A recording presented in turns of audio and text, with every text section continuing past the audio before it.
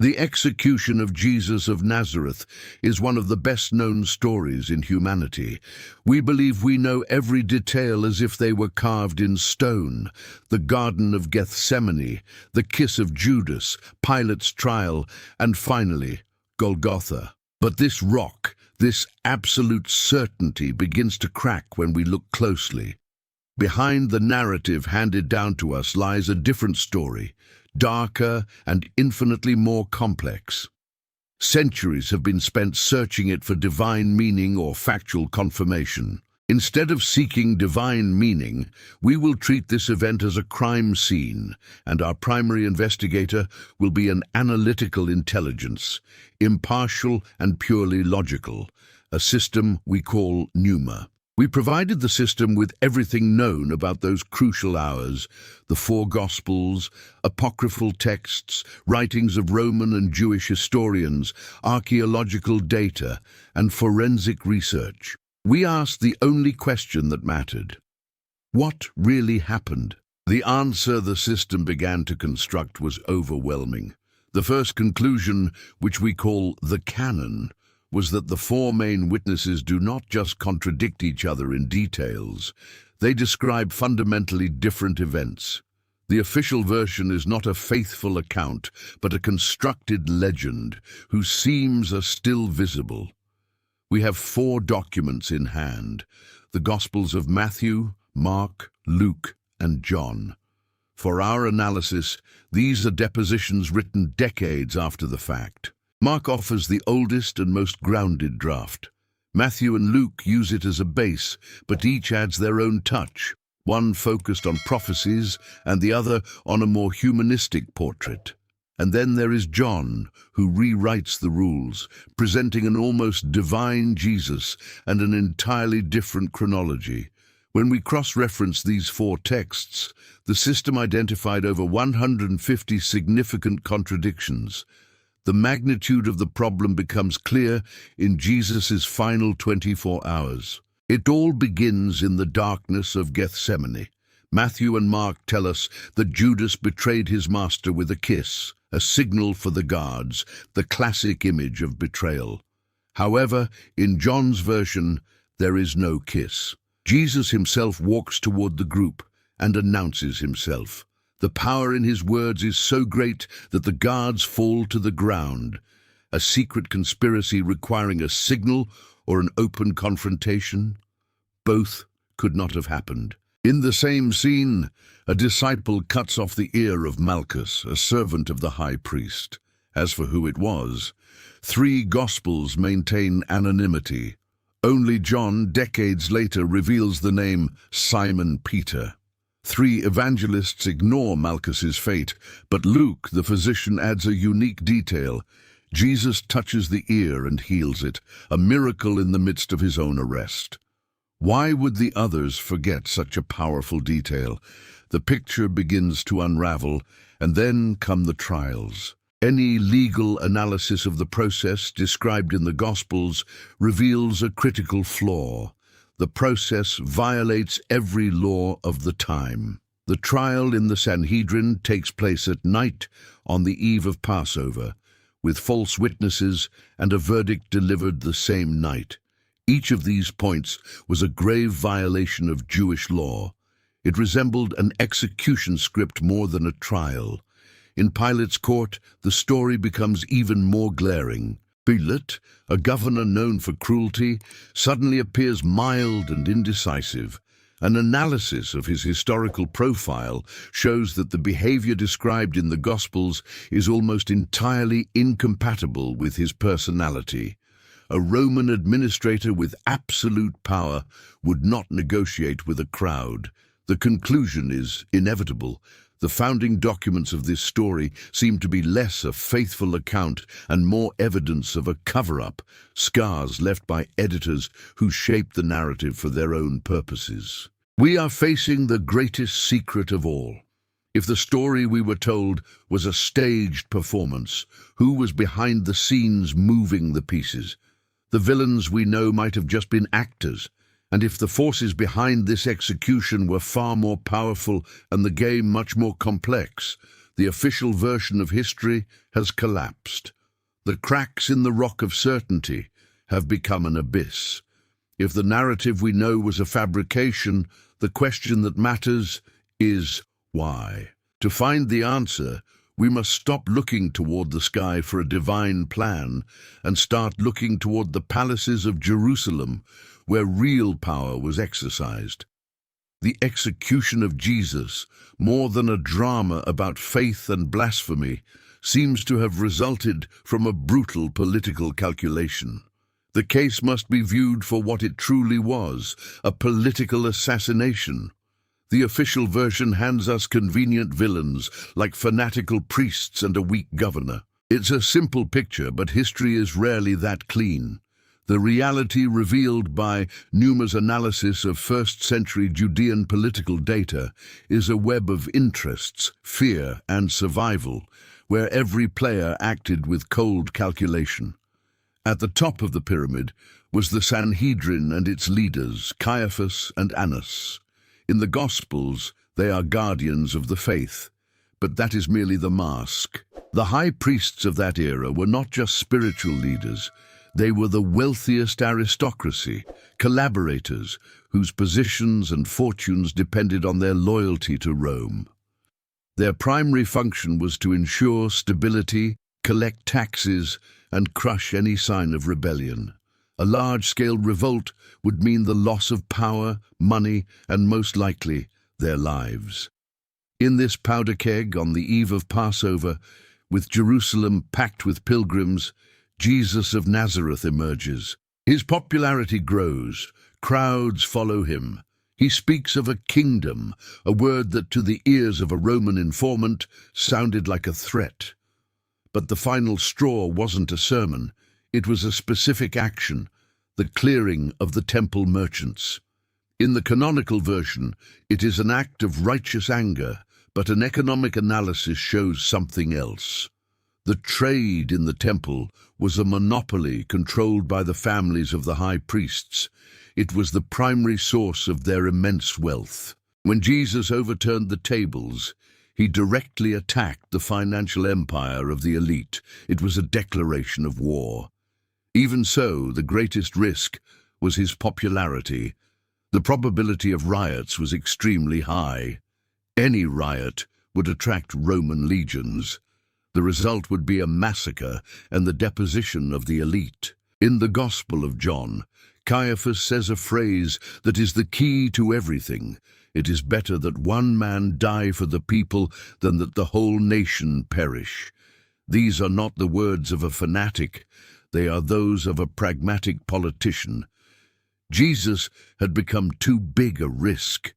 He needed to be eliminated quickly, silently, and preferably using someone else's hands. The charge of blasphemy was a pretext for internal consumption. To execute him, they needed the sanction of the occupying authority. And here enters Pontius Pilate, whose image in the Gospels is perhaps the greatest historical forgery. Extra-biblical records describe him as inflexible, cruel, and relentless.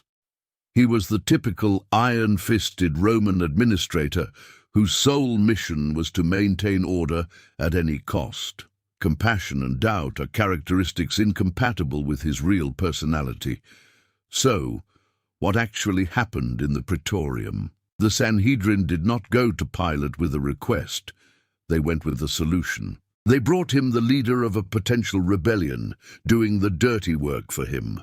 For Pilate, it was the ideal scenario. He could eliminate a threat, and the blame would fall on the Jews themselves.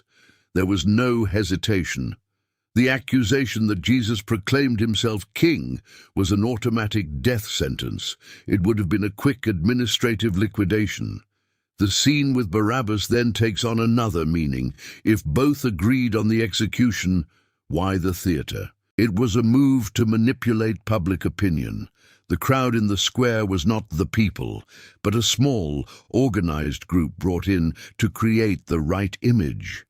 By offering the choice between Jesus and a violent rebel, the authorities secured a manufactured approval and discredited the idea of a Messiah. It was a perfect political match. The death of Jesus was not the result of a religious misunderstanding. It was a conspiracy between two political forces that saw him as a common threat. The Sanhedrin feared losing their power. Pilate feared losing control. Their interests, for a moment, aligned. The execution was a preemptive strike to eliminate a problem, and for this operation to work, they needed one final piece, the most mysterious one, an insider, a man whose name would become synonymous with betrayal, Judas Iscariot. The conspiracy was in motion. The temple elite and the authority of Rome shared a common interest, the elimination of Jesus. The plan was set, but to capture a popular leader without causing a riot, they needed someone from the inside. The narrative we learned is simple. An apostle dominated by greed sold his master for 30 silver coins. It is a convenient and morally clear explanation, but it is precisely this simplicity that makes it suspicious. The official version of his acts is not only incomplete, it is a smokescreen designed to hide a more complex and tragic truth. Let's start with the motive: 30 silver coins. An analysis of the Judean economy reveals that 30 shekels was the legal price for a slave. The amount seems more like a symbolic reference than the result of a negotiation. But let's assume it was real. Was it a sufficient motive? It was equivalent to 4 months' wages for a laborer, a considerable value, but Judas was not poor. The Gospel of John tells us he was the group's treasurer. All donations passed through his hands. It is highly unlikely that a man with access to the money would risk his life for an amount he could have embezzled slowly, with less risk. Greed as a motive does not hold up. If it wasn't for money, then why? One hypothesis points to a radical Judas frustrated in his expectations. His surname, Iscariot, may be a link to the Sicarii, the most extreme faction of the Zealots. It is possible that Judas joined Jesus, seeing him as the warrior Messiah the people expected, the one who would finally lead a rebellion. He saw the miracles and heard the speeches about the kingdom. He waited for the order to attack, but the order never came. Instead of calling for war, Jesus spoke of loving enemies. The disappointment must have peaked during the final week. The triumphal entry into Jerusalem was the moment, but instead of leading a revolt, Jesus spent his days in debates. To a revolutionary, such behavior would be seen as hesitation. Thus, his act takes on a different logic. The act transcends betrayal. It was a calculated provocation. Judas's intention may not have been the death of his master, but rather to force him to act. By handing him over, he created a crisis, a final confrontation. Either Jesus would use his power to annihilate his enemies and start the revolution, or all would be lost. He bet everything on the first option. He miscalculated. In this context, the kiss is not a sign of betrayal, but an appeal. Master, it's now or never. This explains the motive, but not another oddity, why the authorities needed him.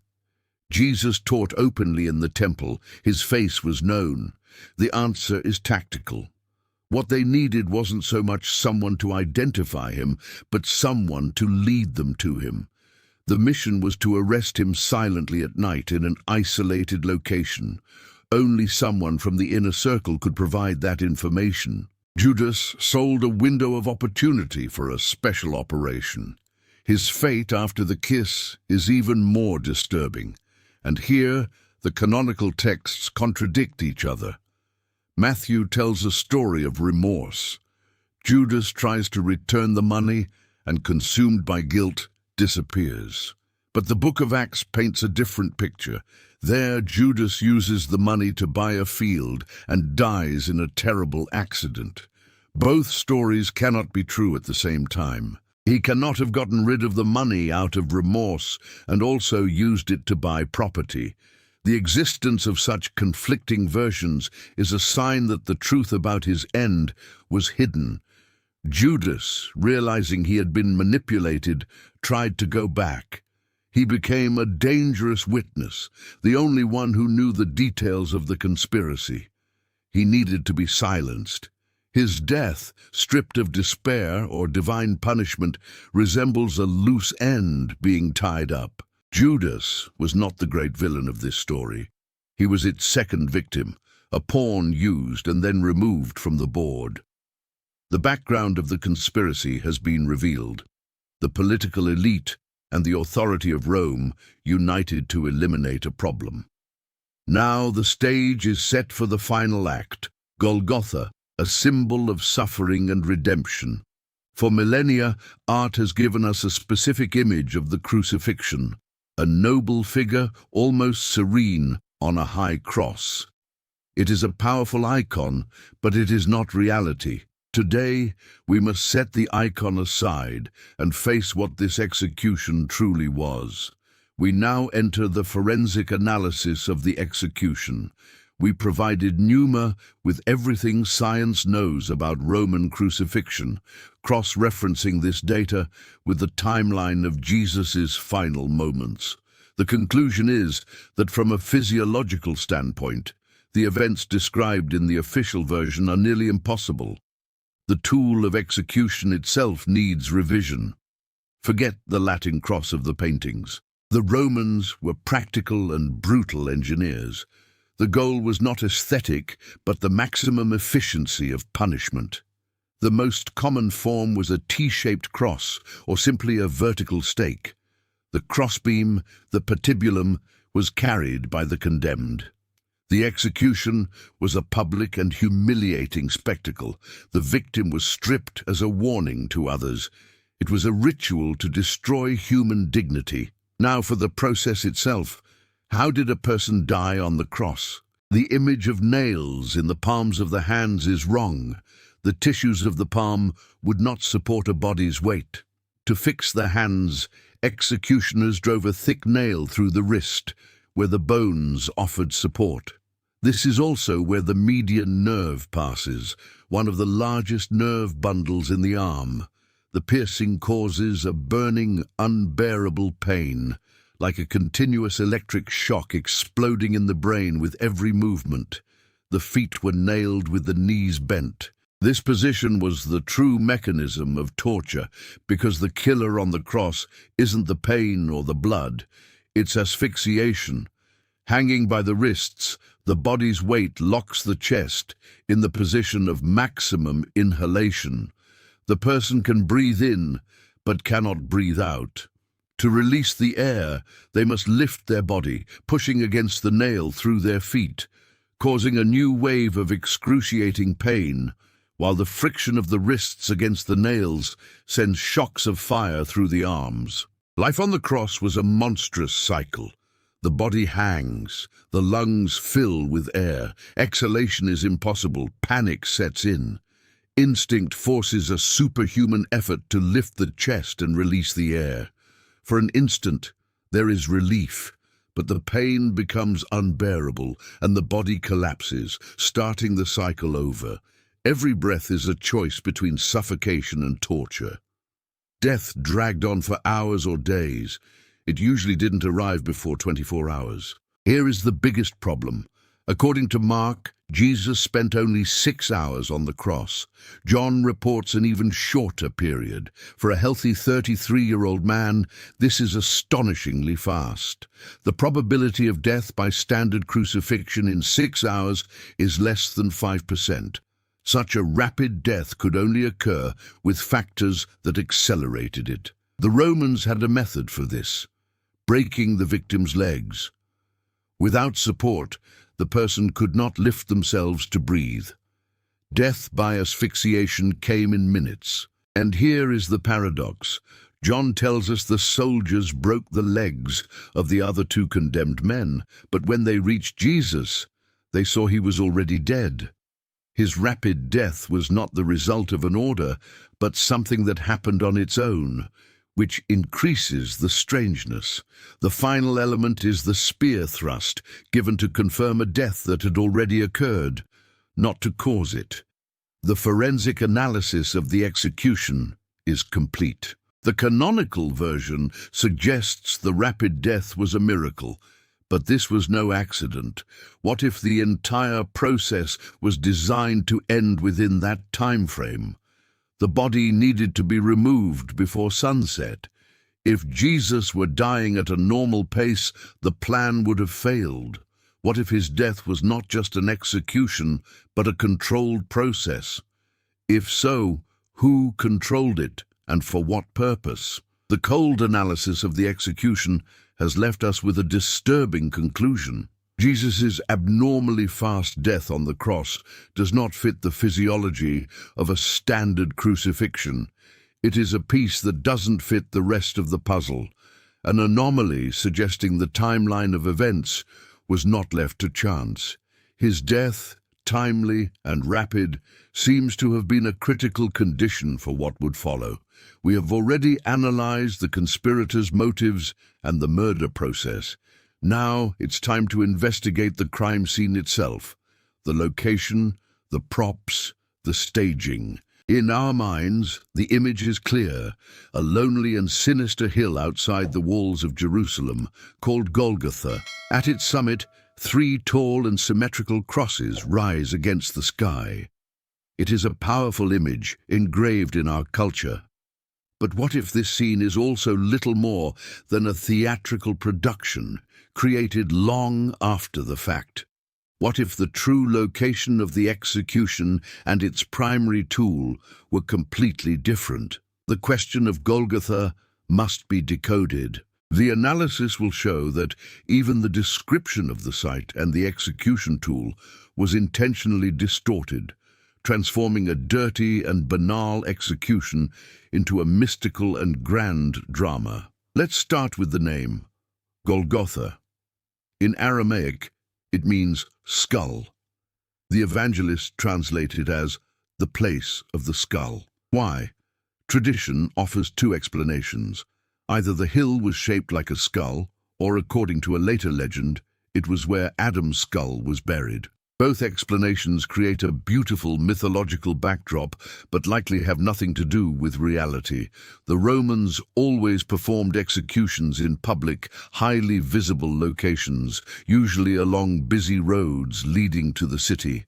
Golgotha was most likely just the official execution site, a known place that earned its dark nickname because of the bones and skulls of previous victims who didn't always receive a proper burial. As for the image of the hill, archaeological excavations at the 2 most likely sites do not confirm the existence of a prominent, isolated hill in the 1st century.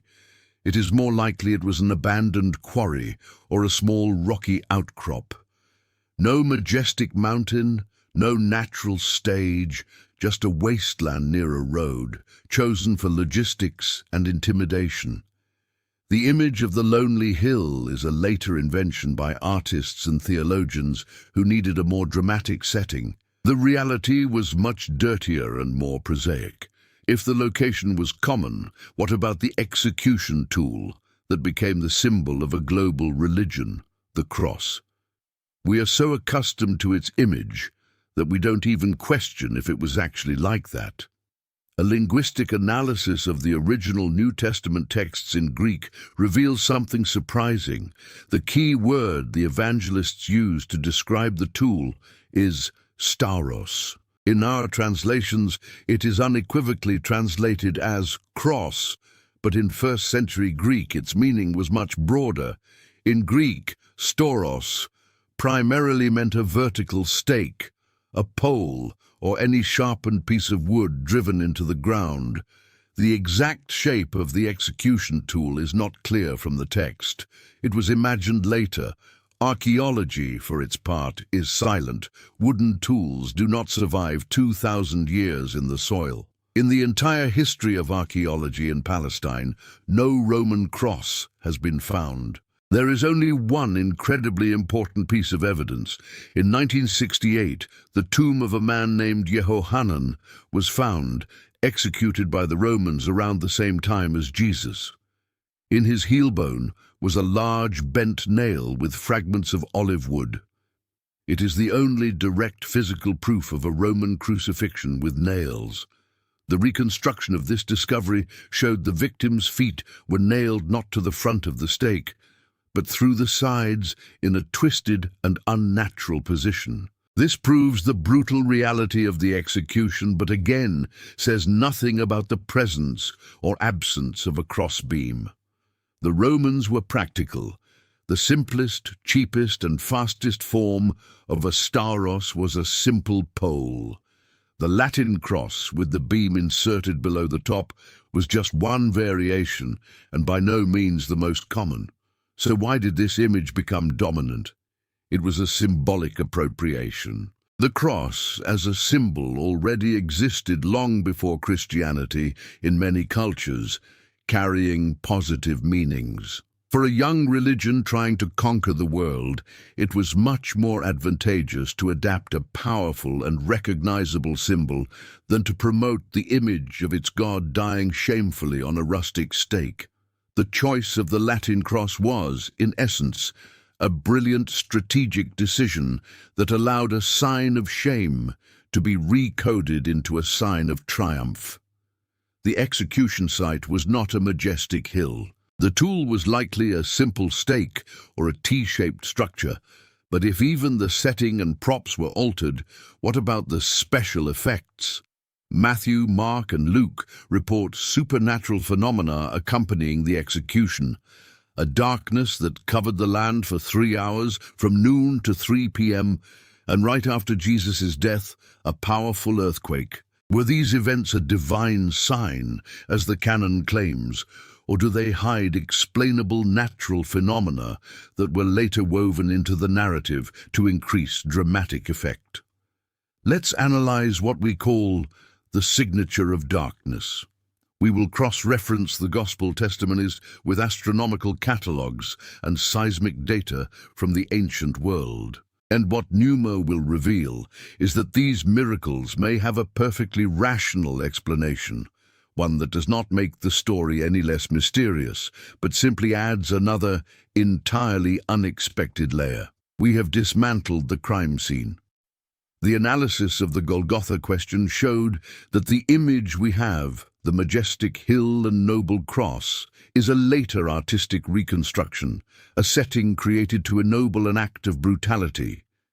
The reality was simpler, dirtier, and more visceral. The execution of Jesus was not a mystical drama, but a cruel demonstration of power carried out in a wasteland near a road on a crude torture tool. We have removed the theatrical decorations from the event, but in any production, besides the setting, there are special effects. And the authors of the Gospels ensured that the finale of this drama was accompanied by the grandest effects possible.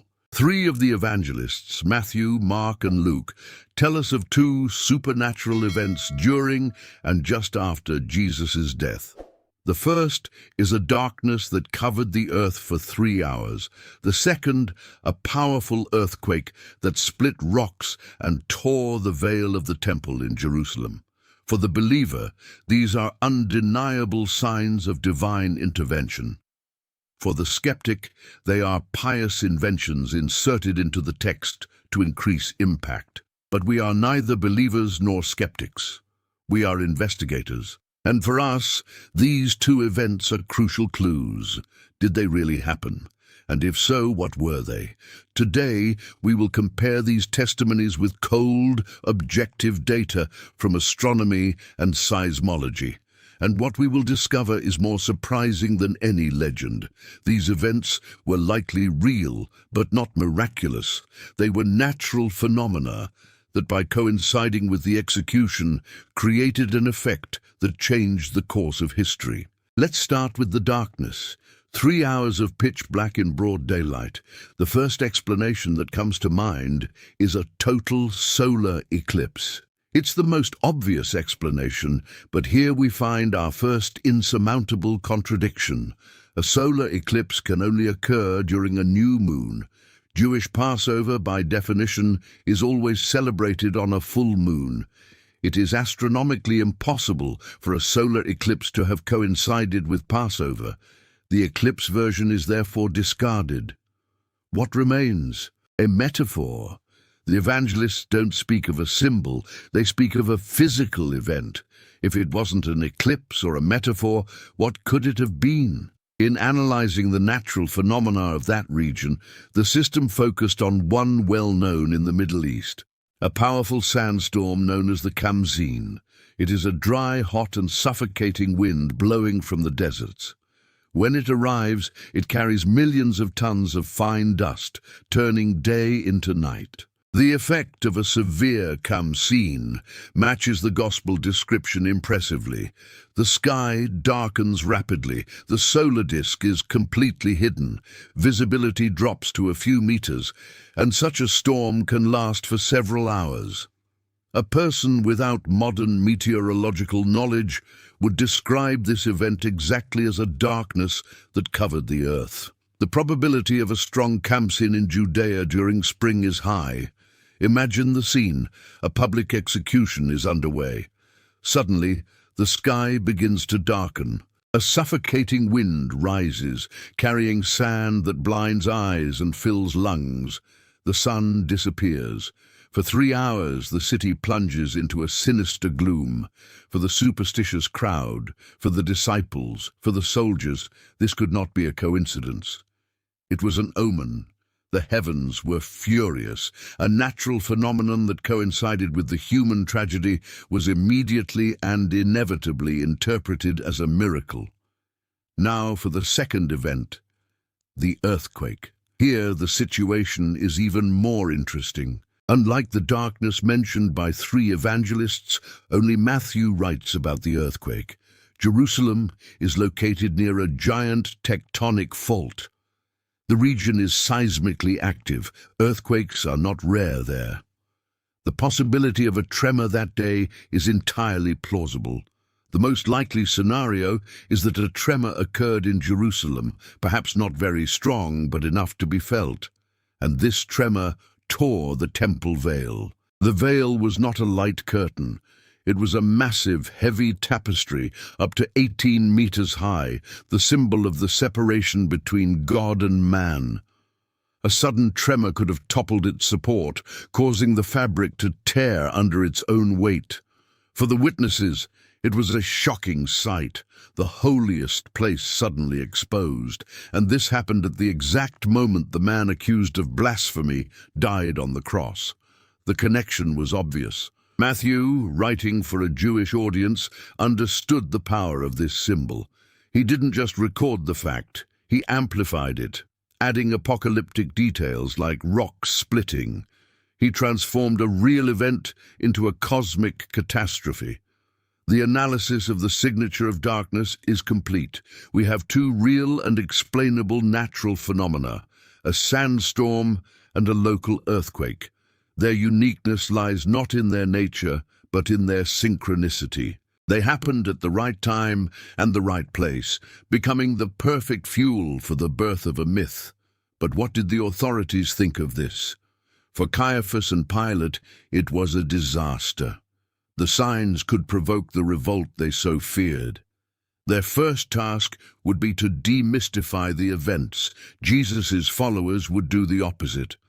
On that day, 2 waves of information collided, one trying to silence everything, the other proclaiming a miracle. One of them won, and the victory was sealed by another event, the most mysterious of all, the empty tomb. We have reached the crucial point. We have crossed the crossfire of contradictions, unraveled political motives, and analyzed forensic evidence.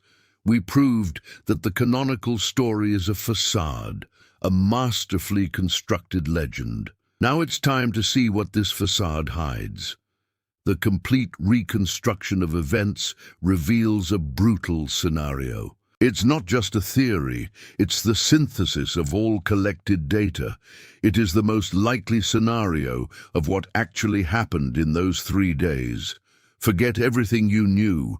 Reality was much more brutal and cynical.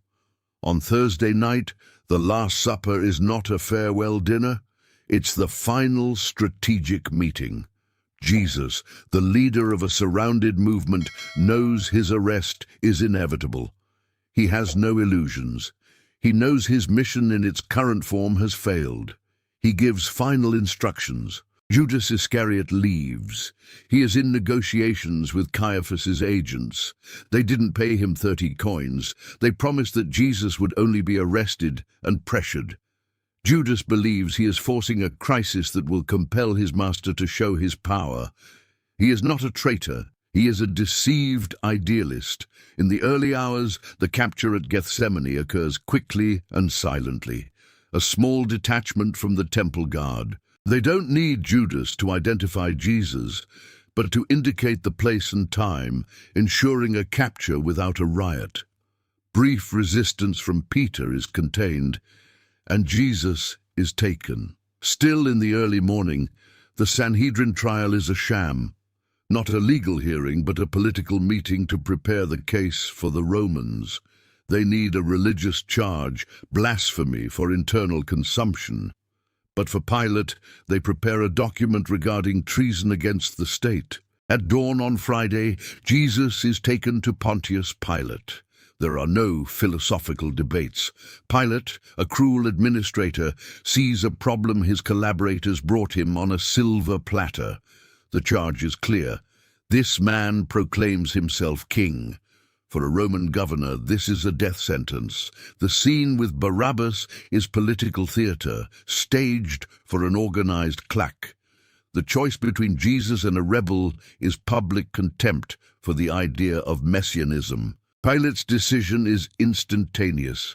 The sentence is crucifixion. During the morning and afternoon, before the execution, Jesus is subjected to a brutal scourging. This act causes blood loss and shock, being a key element of the plan. The execution occurs in a wasteland. The slow death by asphyxiation begins, but here the protocol deviates. The execution must end before sunset. Dragging it out for days would create a problem. Around 3 p.m., Jesus says, "I thirst." It is a prearranged signal. A soldier offers him a sponge soaked in vinegar, but according to the reconstruction, there was something more, a fast-acting substance, perhaps hemlock-based, which causes rapid respiratory paralysis. This explains the abnormally fast death. To an observer, it looks like death from exhaustion. In reality, it was a controlled euthanasia, a murder disguised as an execution. Arriving Friday night, Joseph of Arimathea and Nicodemus receive permission to take the body. This is part of the authorities' plan. The body needs to disappear. The burial is rushed. The body is placed in a new tomb, and guards are posted. The guard is not there to stop the disciples, but to isolate the area for the next phase. Under the darkness of Saturday, another group arrives, not the disciples, but men trusted by Caiaphas or Pilate. The tomb is opened. Jesus' body is removed and buried in a secret location, likely a mass grave. The goal: to prevent the tomb from becoming a shrine. The tomb is closed again with the stone removed to simulate a robbery. And on Sunday at dawn, the women find the empty tomb. Their shock is genuine. Peter and John confirm the body has disappeared. Chaos ensues. The authorities launch a disinformation campaign. The disciples stole the body. In the following 40 days, the apostles are devastated. Then a leak occurs. Someone from inside the plot tells the truth. The body was stolen by the authorities. At that moment, the apostles realize the weapon they have in hand. Their enemies have fallen into their own trap. They cannot present the body to refute any story. And then a brilliant strategy is born. Instead of accusing the authorities, they proclaim the resurrection. They take the body is gone version and transform it into their primary proof. The synthesis is complete. This is not the story of a God betrayed by men. It is the story of a political leader eliminated by corrupt elites. It is the story of a failed attempt to cover up the evidence. And it is the story of how a group of desperate followers in possession of compromising information transformed defeat into the greatest victory of all, creating a myth that proved stronger than reality. We have answered what happened. The final and most important question is, why? Why was the truth buried so deep? And why did the legend become so powerful? The answer lies in utility. The truth was local and dangerous. The legend was universal and uncontrollable. The apostles in possession of the secret about the stolen body had a choice. Exposing the truth would lead to a riot, a Roman massacre, and the end of their movement. They would be remembered as martyrs of a lost cause. But the legend of the resurrection, was different. It offered something the truth could not: victory over humanity's greatest enemy, death itself. A story about a political martyr interests historians. A story about a God who dies and returns to offer eternal life interests everyone. It was a masterstroke. This strategy was perfected by a man who didn't even witness the events, the Apostle Paul. He took the fact of the empty tomb and transformed it into the central dogma of a new global faith. For Paul, the historical Jesus, the man, was secondary. What mattered was the cosmic Christ, whose death and resurrection were the guarantee of salvation for all humanity. He transformed a Jewish movement into a universal product, ready to conquer the world. And centuries later, the primary beneficiary of this legend would be the very power that persecuted it, the Roman Empire. The Emperor Constantine, seeing his empire crumble, needed a new ideological glue. He found it in Christianity. The story of a single, all-powerful God in heaven was the perfect reflection of a single emperor on earth. The legend, born of a conspiracy in Jerusalem, became the official religion of the greatest empire in the world. The truth was buried because the legend was simply more useful. It built churches, crowned kings, and shaped Western civilization. Our investigation does not seek to destroy, but to understand. To understand how history is written, how myths are forged, and how a well-told narrative can be more powerful than any army. The case is closed. If you like this investigation, your subscription to the channel and any donation value help us expand the Pneuma project. We would love to read your reflection on the video's subject in the comments and your suggestion for the next theme to be addressed. Tell us from which city you are following us. Thank you for your company until the end. M.